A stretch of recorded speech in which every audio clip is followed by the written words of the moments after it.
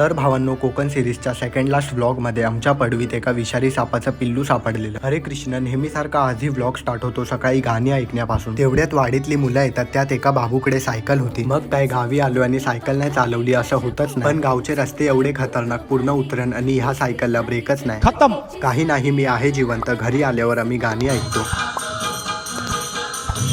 त्यानंतर आम्ही येतो क्रिकेट खेळायला. हा मागचाच व्लॉग आहे, पण त्या सापाच्या पिल्लू बद्दल शेअर करायला मी परत कव्हर केला. क्रिकेट खेळल्यानंतर आम्ही येतो कच्च्या कैरी काढायला एका व्हिडिओसाठी, जो अजून शूट नाही केला. मग मागच्या व्लॉगमध्ये तुम्ही जसं बघितलेलंच, आम्ही गेलेलो महाभारत कालीन प्राचीन पांडवांनी बनवलेली लेहनी बघायला. ते मध्ये स्थापित आहे, ते शिवलिंग आहे. तुम्हालाही बघायचं असेल तर मागचा व्लॉग बघून घ्या. आता तुम्हाला सांगतो नक्की त्या सापाच्या पिल्लूचं झालं. दुपारी पूर्ण जंगलातनं आणि धरणावरनं मस्त आम्ही फिरून येतो आणि संध्याकाळी व्हिडिओ अनलिस्ट करायला मी घराबाहेर येतो. तिथे मला दिसतं हा सापाचा पिल्लू, जो निसंदेह इकडच्या विनाकारणच्या रिच्युअल्स प्रमाणे मारलाच जातो. हे दाखवल्याचा मला खूप गिल्ट होता. ओम शांती.